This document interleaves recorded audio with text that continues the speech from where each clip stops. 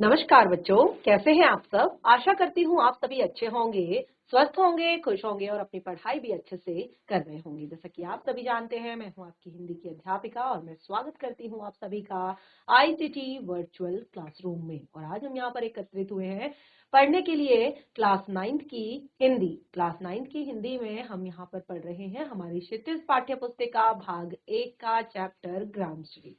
तो देखिए, ये जो हमारा चैप्टर है ये एक कविता है, बहुत ही सुंदर सी, बहुत ही प्यारी सी। और जैसे कि आप देख रहे हैं, कविता का नाम है ग्रामश्री। तो कविता में जो गांव का एक वातावरण होता है, ग्रामीण जो जीवन होता है और किस तरह से वहां पर खेत खलिहान होते हैं और उन खेत खलिहानों की किस तरह से सुंदरता होती है, और हर अलग अलग मौसम की यहाँ पर बात की है कि किस तरह से अलग अलग मौसम में वहां पर अलग अलग तरह के फल, अलग अलग तरह के फूल, अलग अलग तरह के सब्जियां उगाई जाती हैं, और वो किस तरह से धन धान्य यानी कि जो जो भी वहां का एक तरह से जितनी भी फसलें हैं उनके बारे में यहाँ पर बताया गया है कि किस तरह से वो वहां की समृद्धि और सुख का प्रतीक है। तो बहुत ही सुंदर ये कविता है और ये कविता यहाँ पर लिखी गई है कवि जो यहाँ पर हमारे सुकुमार कवि सुमित्रा नंदन पंत जी के द्वारा। तो सुमित्रा नंदन पंत जी की ये कविता हम यहाँ पर पढ़ेंगे। तो सबसे पहले एक छोटा सा जीवन परिचय देखिए, क्योंकि आपकी पाठ्य पुस्तिका में पूरा जीवन परिचय दिया गया है और आपकी पाठ्य पुस्तिका में सारी चीजें इनके बारे में दी गई हैं। जैसे मैंने आपको बताया, कवि की जो आपकी रचनाएं हैं या उनसे रिलेटेड जो भी उनकी भाषा शैली है, या और भी जो भी बहुत सारी चीजें उनके बारे में, उनकी शिक्षा दीक्षा के बारे में और उनके जीवन के बाकी जो चरण हैं उनके बारे में, तो सारी चीजें आपकी पाठ्य पुस्तिका जो कि आपकी क्षितिज है भाग 1 उसमें दी गई है। यहाँ पर एक छोटा सा जीवन परिचय। सुकुमार कवि कहलाने वाले सुमित्रानंदन पंत का जन्म 1900 में उत्तरांचल के, देखिए क्योंकि उस टाइम पे उत्तराखंड नाम नहीं था, उत्तरांचल नाम था, इसीलिए यहाँ पर उत्तरांचल लिखा हुआ है। तो उत्तराखंड के जो अल्मोड़ा जिले में हुआ था, अल्मोड़ा जिले में हुआ था उत्तराखंड के। और इनकी प्रारंभिक शिक्षा भी अल्मोड़ा में हुई थी और जो उच्च शिक्षा थी वो बनारस में हुई थी। तो देखिए, ये हमारे उत्तराखंड से ही बिलोंग करते हैं, यानी कि यहीं पे यहीं इनका जन्म हुआ है, इनकी शिक्षा दीक्षा भी यहीं पर हुई है।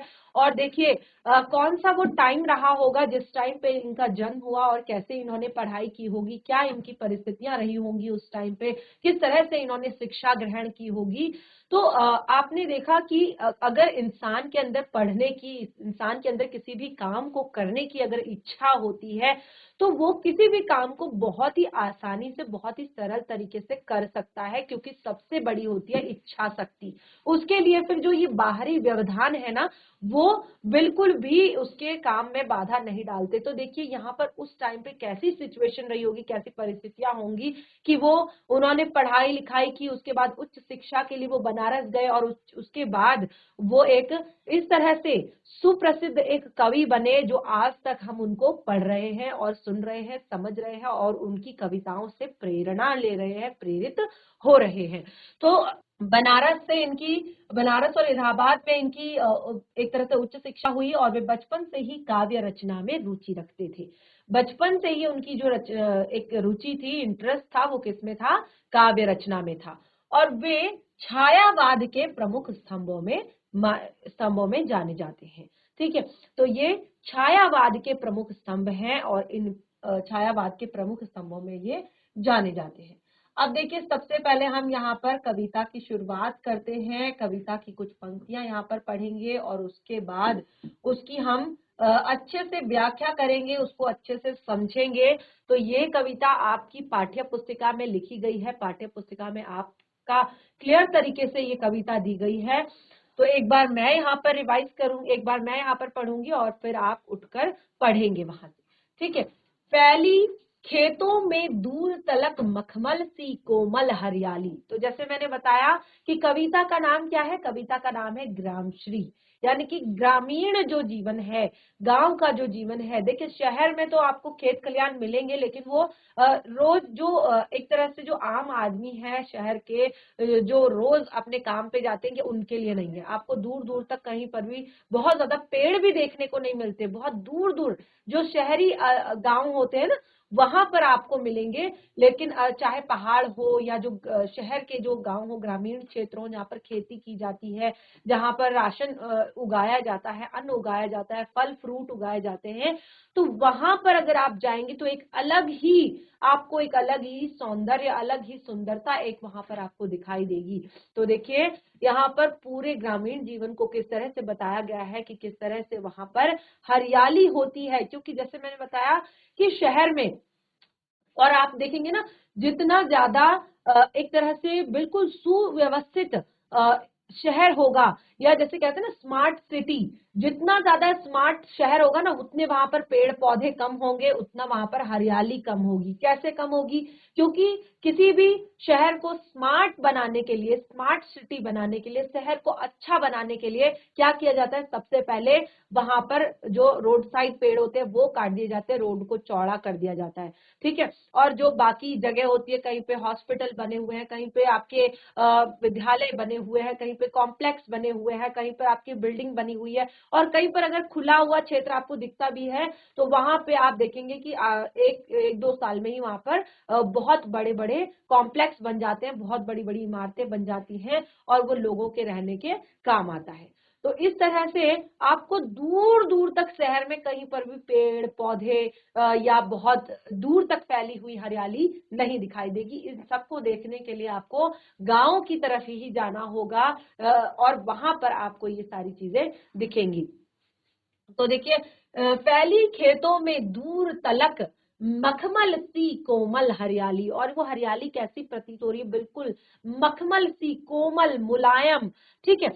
तो लिपटी जैसे रवि की किरणें चांदी की सी उजली जाली, लिपटी जैसे रवि की किरणें, रवि अर्थात सूर्य, ठीक है। तो यहाँ पर क्या है, जैसे ऐसा लगता है इनके साथ जो है, जो सूर्य की किरणें हैं वो लिपटी हुई है। जब सूर्य की किरणें इन पर पड़ रही है तो चांदी की सी उजली जाली, और बिल्कुल ये इस तरह से सुंदर तरह से चमक रहे हैं, सुंदर हो जा रहे हैं, क्योंकि हरी भरी घास है और उस पर पीली पीली जो सूर्य की चमकदार चमकीली किरणें जो पड़ रही है, उससे बिल्कुल कैसा लग रहा है कि जैसे चांदी की सी उजली जाली।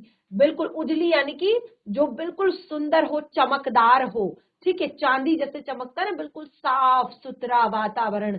अब शहर में तो ये सब नहीं मिल सकता, तो यहाँ पर हमने कहा चांदी की सी उजली जाली, और सूर्य की जब किरणें यहाँ पर उस मखमली हरियाली पर पड़ती हैं तो बिल्कुल वातावरण जो है ऐसा लगता है जैसे चांदी सा चमकने लगता है, चांदी सा चमकने लगता है पूरा का पूरा वातावरण। तिनकों के हरे हरे तन पर, तिनकों के हरे हरे, तिनकों के हरे हरे तन पर, जो तिनके हैं, सुंदर सुंदर जो हरी घास है, तो उसके तन अर्थात शरीर पर, तन अर्थात शरीर पर, यानी कि तिनकों के हरे हरे तन पर हिल हरित रुधिर रहा है झलक, हिल हरित रुधिर रहा है झलक। यानी कि आपने देखा होगा जब आप किसी भी पत्ते को इस तरह से मसलते हो ना, तो क्या होता है, ग्रीन आपका जो हाथ होता है वो ग्रीन हो जाता है, हरा हो जाता है। क्योंकि किसी भी, आपने पढ़ा होगा, आप क्लास 9th में हैं, आपको पता है जो पत्तियां होती हैं उनके अंदर क्या होता है, हरित लवक होता है, ठीक है ना, जिसके कारण पत्तियों का रंग हरा हमें दिखाई देता है, ठीक है। तो इस तरह से क्या कहा है, हिल हरित रुधिर रहा है झलक, जो हरा, हरे कलर का जो रुधिर अर्थात जो पानी उनके अंदर है वो बिल्कुल साफ दिखाई दे रहा है। क्यों दिखाई दे रहा है? क्योंकि जब सूर्य की किरणें उस पर पड़ रही है तो पूरा का पूरा वातावरण जैसे साफ सुथरा हो जाता है, उजला हो जाता है, तो वो पत्तियां भी बिल्कुल साफ दिखाई दे रही, सुंदर दिखाई दे रही है। श्यामल भूतल पर झुका हुआ, श्यामल भूतल पर झुका हुआ नभ का चीर निर्मल नील फलक, नभ का नील निर्मल, नभ का चीर निर्मल नील फलक। देखिए कितनी सुंदर पंक्तियां हैं यहाँ पर, अगर आप ध्यान से समझेंगे तो श्यामल भूतल पर झुका हुआ, और दूर दूर तक आपको इतना साफ वातावरण दिखाई देता है, इतना स्वच्छ वातावरण दिखाई देता है कि आसमान का जो छोर है ना, एंड जो है क्षितिज है, जो ऐसा लगता है कि वो धरती से मिल रहा है और ऐसा लगता है कि वो झुका हुआ है धरती की ओर, क्योंकि जो एंड होता है वहां पे से हमें लगता है ना, हम जहां पर भी खड़े होते हैं हमें क्या लगता है कि हाँ, कि हम बीच में खड़े हैं और धरती का एंड यहाँ पर है। और अगर हम किसी दूसरी जगह पर जाएं तो हम बीच में खड़े होते हैं, ऐसा लगता है हम यहाँ खड़े हैं और धरती का जो एंड है वो यहाँ है। तो वहां से वो साफ सुथरे वातावरण में, और जब इतनी सुंदर सूर्य की किरणें पड़ रही हैं तो उस पर क्या क्या झुका हुआ प्रतीत हो रहा है, नभ का चीर निर्मल। चीर निर्मल, नभ अर्थात आकाश, चीर निर्मल अर्थात जो हमेशा, चीर अर्थात हमेशा साफ, निर्मल स्वच्छ रहता है, नील फलक, फलक अर्थात पट, पट अर्थात जो आसमान का छोर है कह सकते हैं, जो बिल्कुल ऊपर तक, ठीक है। तो फलक बिल्कुल बहुत ऊंचाई, जो ऐसा लगता है कि वो झुकी हुई है, कहाँ झुकी हुई है, श्यामल भूतल पर। श्यामल अर्थात जो धरती, श्यामल कैसी अर्थात जो काली भूरी हरी घास जो बिल्कुल जो जमीन पर है, ठीक है, उस पर ऐसा लग रहा है कि वो आसमान जो है झुका हुआ है। तो देखिए कुछ यहाँ पर कठिन शब्द मैंने साथ के साथ यहाँ पर आपके लिए लिख दिए हैं, तो आप अगर चाहें तो इनको नोट कर सकते हैं, और नहीं तो आप अपनी क्योंकि आप नोटबुक में ही बुक से ही पढ़ रहे होंगे, तो आप उसको बुक में ही साथ साथ लिख सकते हैं और बाद में आप अपनी कॉपी में इसको नोट कर सकते हैं। तो देखिए हमने यहाँ लिखा था, फैली खेतों में दूर तलक, तलक का अर्थ होता है दूर तक, ठीक है। कोमल मखमल, मखमल की कोमल हरियाली लिपटी जैसे रवि की किरणें चांदी की सी उजली जाली, तिनकों के हरे हरे तन पर, तन अर्थात शरीर पर, ठीक है। हिल हरित रुधिर है रहा झलक, हरित अर्थात हरा, रुधिर अर्थात रक्त। तो ये आपको पता है। श्यामल भूतल पर, श्यामल अर्थात जो धरती है कैसे रंग की है, मिट्टी के रंग की है, भूरी रंग की है, हरी रंग की है, हरी भरी है, ठीक है। तो ऐसे हरे भरे भूतल पर झुका हुआ कौन, नभ का चीर निर्मल, नभ का चीर निर्मल, नभ अर्थात आकाश, चीर निर्मल अर्थात जो हमेशा साफ स्वच्छ सुंदर रहता है, नीले रंग का आकाश रहता है, वो ऐसा यहाँ पर लग रहा है। तो देखिए मैंने काफी हद तक आपको यहाँ पर क्लियर कर दिया है, लेकिन फिर भी आगे हमारे पास यहाँ पर भावार्थ है जिसको हम पढ़ेंगे। तो देखिए ये आप चित्र देख पा रहे हैं यहाँ पर, इस चित्र में देखिए ये दूर तलक आपको किस तरह से हरियाली दिखाई दे रही है, कितना सुंदर ये दृश्य लग रहा है कि बिल्कुल हरी भरी घास है, और बिल्कुल आप देखेंगे कितना सुंदर आसमान यहाँ पर दिखाई दे रहा है। ऐसा लग रहा है कि बिल्कुल साफ सुथरा नीला आसमान है और उस पर सफेद सफेद रंग के बादल हैं। तो बहुत ही सुंदर ये दृश्य है, और ऐसा लग रहा है कि जैसे ये पूरा जो है, आप देखिए इस पे सूर्य की किरणें पड़ रही हैं, तो ये बिल्कुल कितने चमकदार ये पौधे दिखाई दे रहे हैं, कितना साफ ये वातावरण दिखाई दे रहा है। और उसके बाद ऐसा लग रहा है कि ये जो नभ का जो फलक है, ऐसा लग रहा है कि वो झुका हुआ है, जो वो झुका हुआ है, ऐसा लग रहा है ना इस तरह से, जैसे डाउन सा। आप देखिए हमेशा जो मैं बता रही हूँ आपको कि आप बाहर देखते हैं और आपको ऐसा लगता है कि नभ यहाँ से जो है झुका हुआ, यानी कि ऐसा लगता है धरती का एंड जो है यहीं पर है, ठीक है। तो देखिए गांव के प्राकृतिक सौंदर्य का वर्णन करते हुए, जैसे मैंने आपको बताया कि क्या कहा है यहाँ पर, गांव के प्राकृतिक सौंदर्य के बारे में बताया है, गांव की सुंदरता को बताया है। तो अच्छा चलिए इसको रीड कौन करेगा। तो देखिए गांव के प्राकृतिक सौंदर्य का यहाँ पर वर्णन किया है, और जैसे मैंने आपको बताया कि जो ग्रामीण जीवन होता है बहुत ही ज्यादा एक तरह से बिल्कुल अलग ही वहां पर एक प्रकृति की छटा होती है, एक अलग ही वहां पर प्रकृति का सौंदर्य देखने को मिलता है। तो उसी के बारे में यहाँ पर बताया है कि गांव में दूर दूर तक मखमल सी मुलायम हरियाली फैली रहती है, और इस पर पड़ने वाली सूरज की किरणों को देखकर लगता है कि चांदी की जाली बिछी हुई हो, यानी कि उसमें ऐसी चमक होती है, ऐसा लगता है कि चांदी की जाली बिछी हुई है। पत्तियों पर हिलती ओस की बूंदें देखकर, जो पत्तियों पर हिलती ओस की बूंदें देखकर। अब सुबह सुबह का वक्त है, आपने देखा होगा कि जब आप सुबह हरी घास में जाते हैं ना तो उसके ऊपर ओस की बूंदें गिरी हुई होती है। और क्योंकि पत्तियों में कौन सा हरित लवक मौजूद होता है और हरित लवक के कारण पत्तियों का रंग हरा होता है और उसके ऊपर जब पानी की बूंद गिरती है तो वो भी हरी दिखाई देती है और ऐसा लगता है जैसे हरा रक्त उनमें बह रहा हो। हरी भरी धरती पर विस्तृत फैला नीला आसमान मानो धरती को अपनी बाहों में भरने के लिए झुका हुआ हो, मानो धरती को वो अपने सीने से लगाना चाहता है, मानो वो धरती को अपने गले लगाना चाहता है, इस तरह से वो झुका हुआ है। तो इस तरह से हमने अपनी इन पंक्तियों का भावार्थ यहाँ पर अच्छे से समझ लिया है और मैं आशा करती हूँ कि आपको अच्छे से ये समझ आ गया होगा। आगे बढ़ते हैं। अब देखिए इसी पाठ पर जुड़े हुए थोड़े से प्रश्न हैं इसी टॉपिक से, क्योंकि आप क्लास 9th में हैं और इसमें क्या होता है जब आप 9th 10th 11th 12th में आ जाते हैं तो आपके कैसे प्रश्न आते हैं, आपको आता है काव्यांश, ठीक है ना। आपके एग्जाम में क्या आता है, एक काव्यांश आता है और आपने उस काव्यांश को पढ़ना होता है और उससे रिलेटेड आपके प्रश्न यहाँ पर आते हैं। तो यहाँ पर देखिए हरियाली पर फैली सूरज की किरणें कैसी प्रतीत हो रही हैं। हरियाली पर फैली सूरज की किरणें कैसी प्रतीत हो रही है। हरियाली पर फैली सूरज की किरणें उससे लिपट कर चांदी की सफेद जाली सी दिख रही है, यानी कि जो सूरज की किरणें जब उस हरियाली पर पड़ रही हैं तो वो कैसी दिख रही हैं, जैसे चांदी की सफेद जाली उन पर चढ़ी हुई हो। तो देखिए ये बहुत ही कॉमन से छोटे छोटे से प्रश्न हैं। और जैसे हमने कहा भूतल पर कौन झुका हुआ है, हमने कहा कि भूतल पर चिरकाल से स्वच्छ रहने वाला, जो हमेशा ही साफ सुथरा और स्वच्छ दिखाई देता है, रहने वाला, दूर दूर तक फैला हुआ वो आसमान झुका हुआ है। और यहाँ पर अब आपको ये तीसरा प्रश्न खुद करना है, जैसे मैंने आपको लास्ट सेशन में भी बताया था कि अब इसके बाद कुछ ही चैप्टर हमारे यहाँ पर शेष है, उसके बाद हम पूरा व्याकरण का सेशन यहाँ पर लेंगे।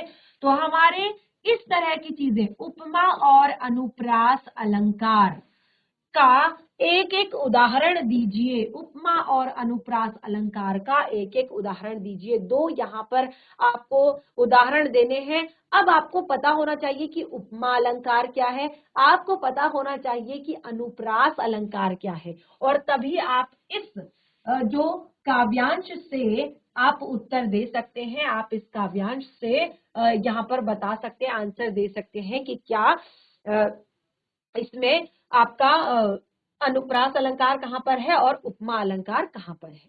चलिए तो आगे बढ़ते हैं अगले काव्यांश की तरफ। ये आपके लिए होमवर्क है, तो इस आंसर को मैं आपको नहीं बताऊंगी, क्लियर नहीं करूंगी, क्योंकि वो आपका होमवर्क है और उसको आप खुद से करेंगे। अब देखिए नेक्स्ट हमारा अगला काव्यांश है रोमांचित सी लगती वसुधा। रोमांचित सी लगती वसुधा आई जो गेहूं में बाली। रोमांचित सी लगती वसुधा आई जो गेहूं में बाली, अरहर सनई की सोने की किंकड़ियां है शोभाशाली। उड़ती भीनी तैला वक्त गंध, उड़ती भीनी तैला वक्त गंध, फूली सरसों पीली पीली, लो हरित धरा से झांक रही, नीलम की कली तीसी नीली। तो देखिए कितनी प्यारी पंक्तियां हैं, अगर आप ध्यान पूर्वक सुनेंगे तो कितना सुंदर लिखा हुआ है उन्होंने, किस तरह से रोमांचित सी लगती है वसुधा। जब हम बहुत ही अपने आसपास सुंदरता देखते हैं, और देखिए यहाँ एक सबसे बड़ी बात है, ये जो छोटी छोटी कविता की पंक्तियां है ना, ये हमें बहुत सारी चीजें सिखाती हैं। अब यहाँ पर हमने सबसे पहले साफ सफाई की बात की थी, हरियाली की बात की थी, सुंदरता की बात की थी। अब देखिए जैसे मैं कहती हूँ कि शहर का जो वातावरण है, यहाँ पर आप देखेंगे कि हमेशा लोगों के अंदर एक फ्रस्ट्रेशन होती है, एक जल्दबाजी होती है, एक दौड़ भाग होती है, लोग हमेशा दौड़ते रहते हैं, दौड़ते रहते हैं, दौड़ते। अगर कहीं पर भी किसी से दो बातों की बहस हो गई, वो बहुत बड़ी लड़ाई बन जाती है। क्यों? क्योंकि हर एक इंसान फ्रस्ट्रेट है। किसी के पास भी कुछ भी अच्छा देखने के लिए नहीं है। यानी कि अगर वो फ्रस्ट्रेट है, उसका दिमाग जो है किसी चीज से परेशान है, वो किसी चीज से परेशान है, तो उसके पास ऐसा कुछ एक तरह से टॉपिक नहीं है कि वो उससे शांत हो जाए। लेकिन जब आप पहाड़ों में जाते हैं ना, तो एक अलग ही सुकून होता है, एक अलग ही शांति होती है, क्योंकि वो सुंदर वातावरण आपके दिमाग की जितनी परेशानियां होती हैं, जितनी टेंशन होती हैं, जितनी फ्रस्ट्रेशन होती है, उस सबको क्या करता है, एक तरह से दूर कर देता है, आप उसमें खो जाते हैं। और जब ये सब होता है तो मन बहुत रोमांचित हो जाता है, अर्थात तो खुश हो जाता है।